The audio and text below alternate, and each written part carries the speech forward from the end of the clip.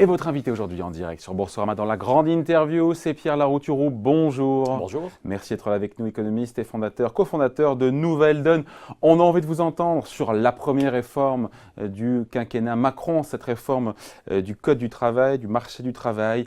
48 réunions sont déjà programmées, nous dit le gouvernement, qui explique à qui veut l'entendre, voilà, qui va consulter sans relâche les syndicats, les partenaires sociaux. Avant, et effectivement on le sait, mais c'était d'ailleurs défendu pendant la campagne de passer par ordonnance.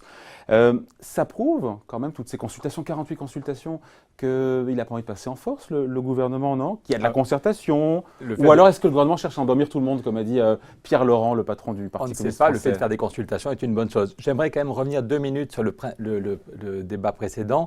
Quand la Banque centrale… il fait les questions et les réponses. Non, pardon, mais on est sur un sujet fondamental. Allez, un petit mot sur la Banque centrale européenne. Fondamentale. Quand la Banque centrale dit que les risques sont équilibrés, ça fait preuve d'un aveuglement qui est assez incroyable. Non, ce qui est intéressant, c'est pas qu'il c'est dit avant, il y avait des risques qui étaient baissiers, et maintenant, pour le coup, les risques entre la hausse et la baisse de l'activité sont plus équilibrés. Ben, c'est faux, pardon, excusez-moi. Le FMI a redit il y a un mois que le risque d'une nouvelle crise financière est colossal.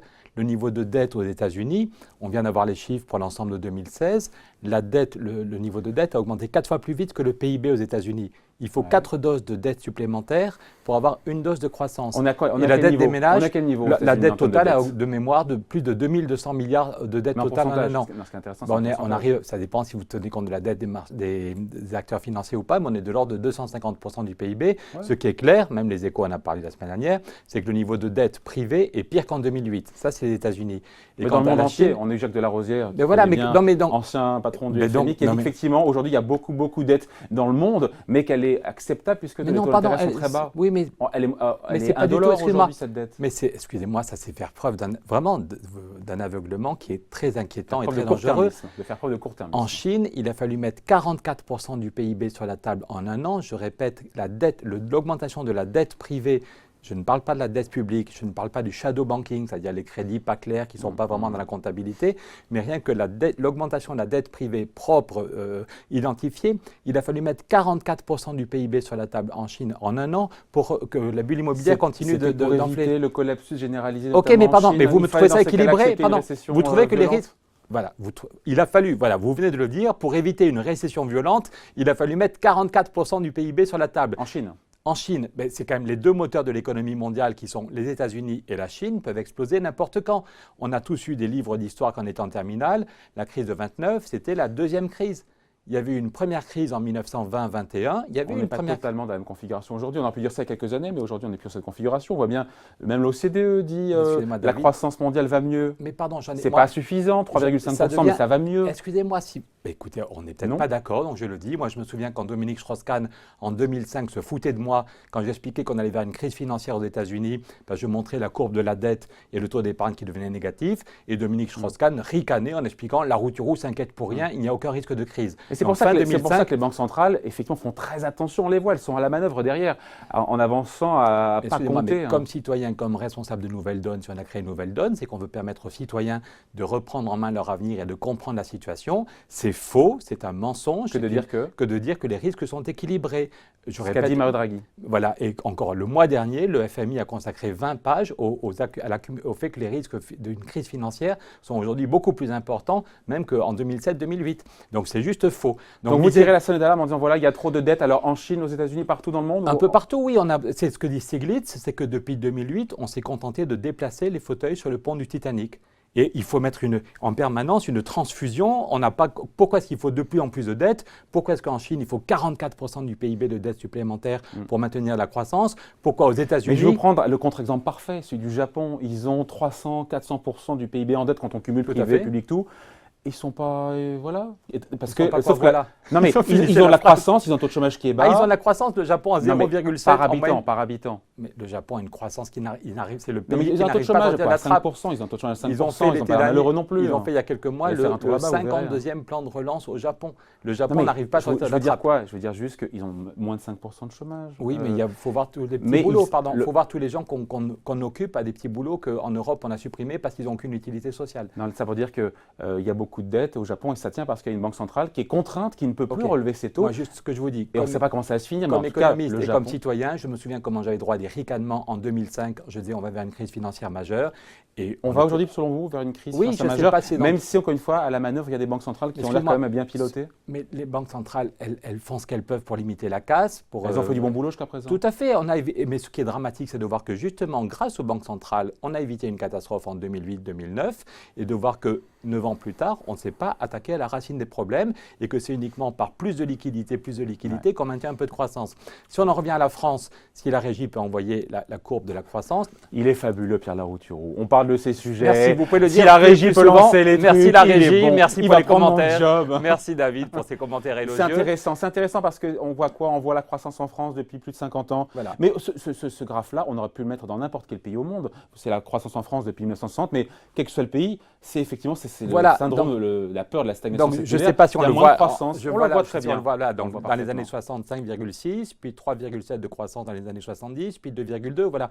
Et donc, moi, j'en ai un peu marre de En l'euphorie. France, mais partout dans le monde aussi. À 0,2% près, c'est partout. Ouais. Et l'Allemagne a la même chose. Et simplement, comme l'Allemagne accueille plus de réfugiés que nous depuis 2 ans, quand on accueille 1 million de gens en Allemagne, plus d'1 million de gens, et ce qui est une très bonne chose pour ne pas les laisser mourir en Syrie ou dans la Méditerranée, c'est 1 million de gens, il faut les nourrir, il faut les loger, c'est du dynamisme. Voilà pourquoi la croissance en Allemagne est un peu plus forte. Mais donc, ça me fatigue de voir comment, depuis quelques semaines, on entend, ça y est, la croissance revient, cocorico, cocorico. Non, hier, on avait le chef économiste de chez Euler Hermès qui disait je ne pense pas que ça va durer cette embellie. Voilà. Mais Il y voilà, avait un non mais discours, juste faisons gaffe, puisque on en revient de aux questions sociales en France, il y a 6 millions de chômeurs. Et je fais partie, c'est encore aussi pour ça qu'on a créé Nouvelle Donne et que Nouvelle Donne va aux législatives, parce qu'on en a marre de mettre des rustines sur les questions de chômage. Quand il y a 6 millions de chômeurs et des millions de pauvres, il faut peut-être quand même se demander pourquoi ce qu'on fait depuis 30 ans ne marche pas. Et j'ai l'impression qu'une petite euphorie sur la croissance revient. Je me souviens quand Rocard était à Matignon, il y a eu 3 années de croissance forte. Parce que le pétrole était gratuit, parce que les taux d'intérêt étaient faibles, parce que la monnaie baissait, donc les exportations. Et voilà, 3 années de croissance forte, puis ça se plante et le gouvernement est à poil. Pareil, quand Jospin arrive, pareil, le pétrole est gratuit, notre monnaie baisse, il y a le boom Internet. Voilà. Non, mais à chaque fois, il y a des astres, il y a 3, et ça dure 2 ans ou 3 ans. Le chômage recule un tout petit peu, et puis on se rend compte qu'on a raté l'occasion de changer vraiment le modèle social. Donc c'est pour ça qu'à Nouvelle Donne, on dit, au lieu de compter sur la croissance va être faible. Tant mieux si on a 1,5 cette année, c'est mieux que 0,3. C'est mieux 1,5 que 0,3. Mais ça ne règle aucun problème. Et n'importe quand, on peut avoir un effondrement à cause d'une crise financière. Alors justement, le modèle social, on peut en parler? Bien sûr.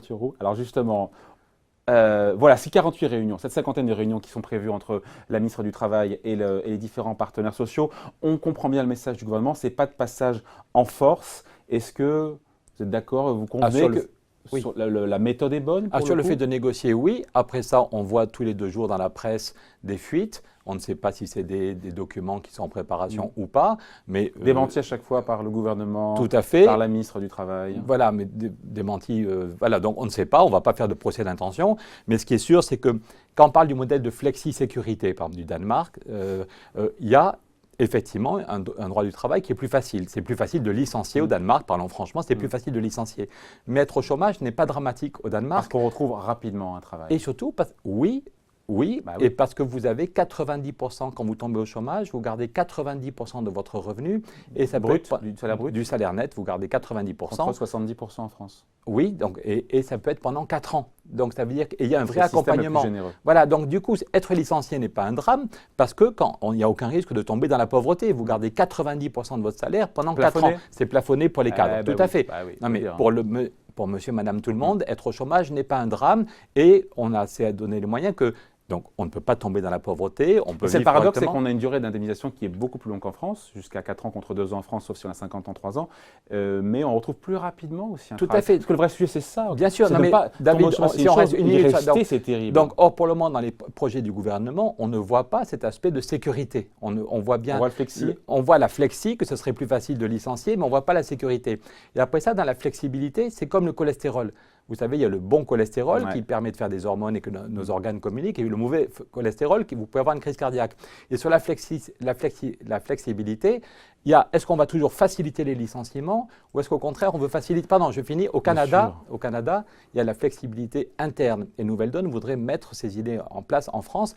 Au Canada, au lieu de dire on licencie plus facilement, la règle du jeu c'est on fait tout pour garder tous les effectifs. Si une entreprise a 30% de gens en trop, au lieu de licencier 30% des gens, elle va garder tout le monde, baisser le temps de travail de 30%, baisser les salaires de 30% pour rester compétitive et immédiatement… Ce que font les Allemands aussi un petit peu, non? Tout à fait. Alors, je vais y revenir. Je finis l'exemple canadien parce que vous le connaissez, mais peut-être que ceux qui nous regardent… Oui. Voilà. L'idée au Canada, c'est qu'on garde tout le monde, les gens ne sont pas licenciés, ils baissent le temps de travail, ils baissent les salaires, mais ils reçoivent immédiatement une compensation de l'UNEDIC et de l'État qui fait qu'ils gardent 98% de leurs revenus.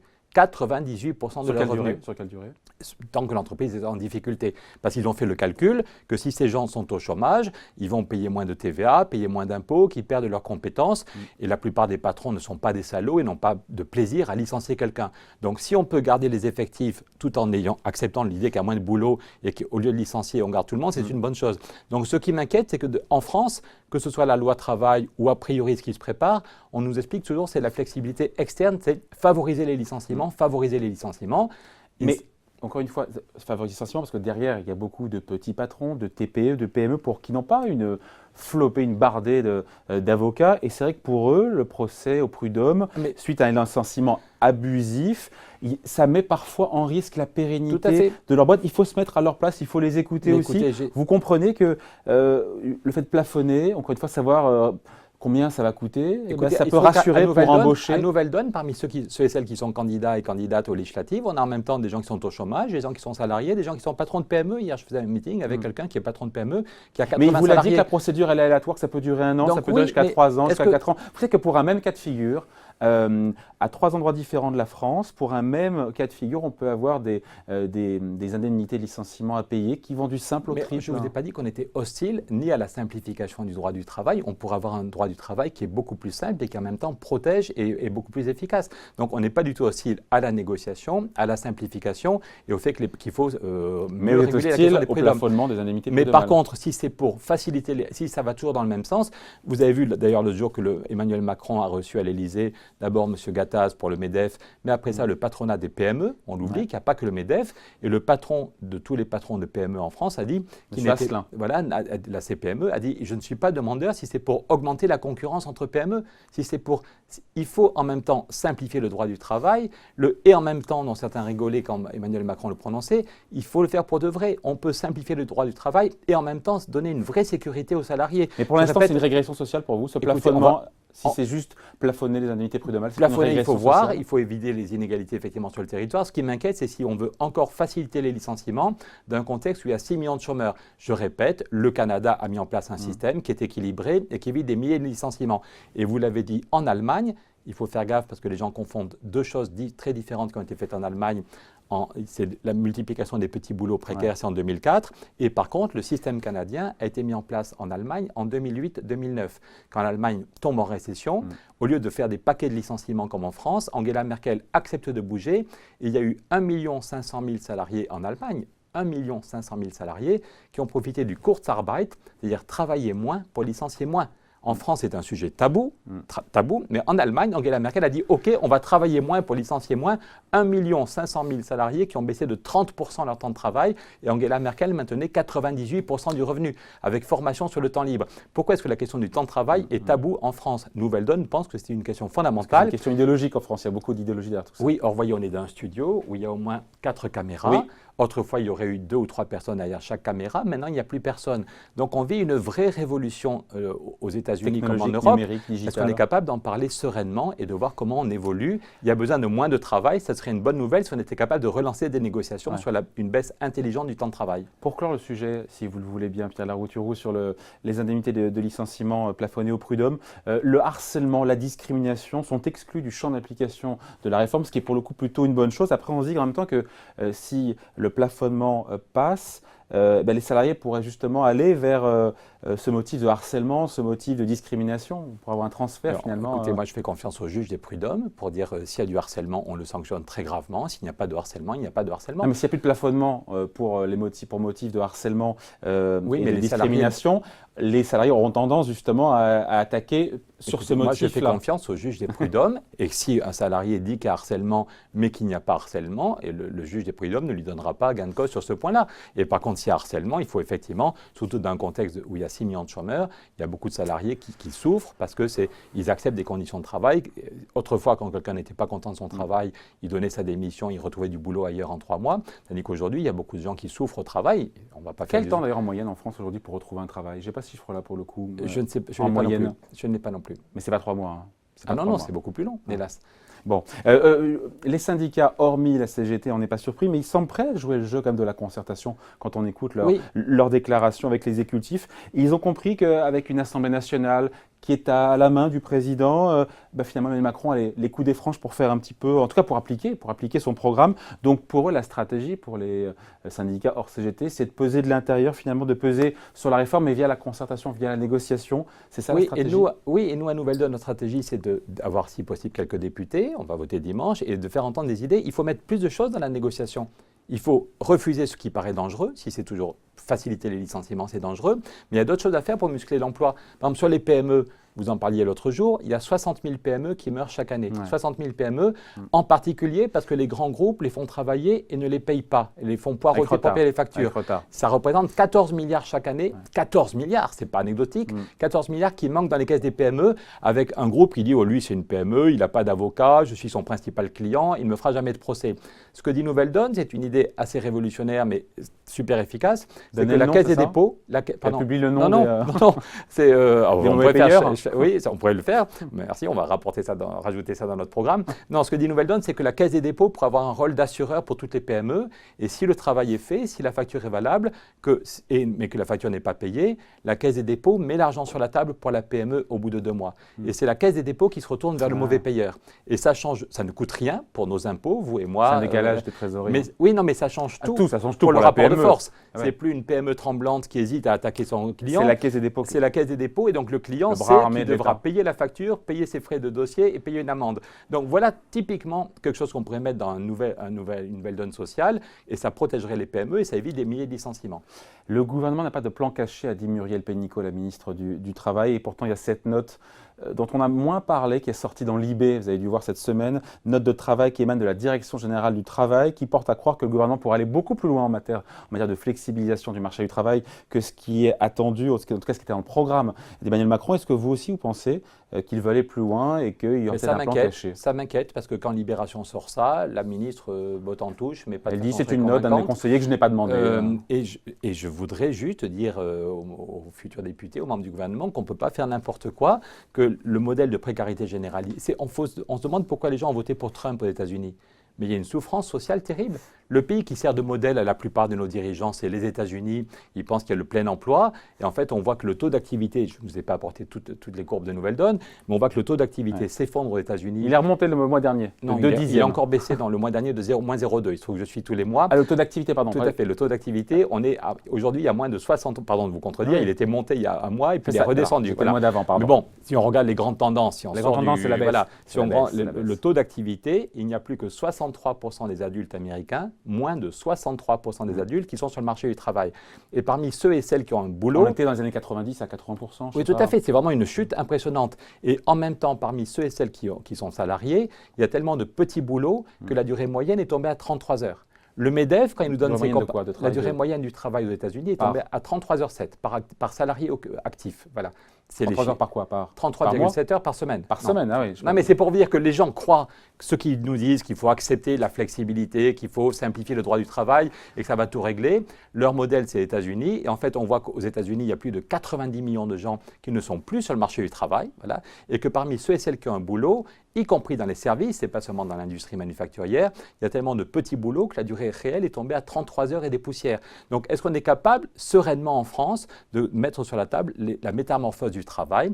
Et ce que dit Nouvelle Donne, c'est qu'il ne s'agit pas d'imposer, comme l'avait fait la loi Aubry, il ne s'agit pas d'imposer une baisse du temps de travail, mais de relancer des négociations. Il y a déjà 400 entreprises qui sont passées à 4 jours. J'étais en Bretagne cette semaine, chez Maminova, chez Fleury Michon, chez Monique Ranou. Tous les salariés sont passés à 4 jours. L'usine travaille 6 jours par semaine, hein. L'usine travaille 6 jours, mais tout le monde, les cadres, les ouvriers, les commerciaux sont passés à 4 jours. Payés, Et 4 jours payés. Et l'entreprise arrête de payer les cotisations chômage. Donc, on n'a pas baissé les salaires, mais ce qui compte, c'est que la masse salariale totale n'a pas augmenté parce que l'entreprise arrête de payer les Et cotisations donc la chômage. productivité, pour le coup, La productivité est tout à fait bonne. On continue à faire des gains comme partout ailleurs. Mais par exemple, chez Maminova, 130 embauches en CDI. Donc concrètement, si Nouvelle Donne avait des députés dans 2 semaines, on dira à Emmanuel Macron, vous voulez encore supprimer des cotisations sans contrepartie. Nous, on pense qu'on doit faire un deal et dire, on supprime les cotisations chômage si l'entreprise a créé 10% d'emplois.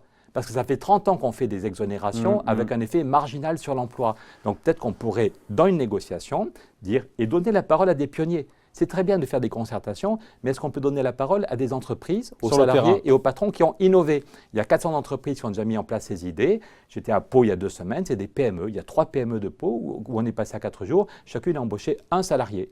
Mais ce n'est pas énorme, mais si toutes les PME de France embauchaient un salarié de plus, ça irait mieux. Ça irait beaucoup mieux. Bon, en tout cas, ça va mieux quand on reçoit Pierre Larouturou qui vient nous voir de temps en temps, économiste, cofondateur de la Nouvelle Donne, qui présente des députés, on l'a compris. Pas encore des députés, mais ça dépend de ceux qui vont voter. Vous avez raison, David, il devrait être député.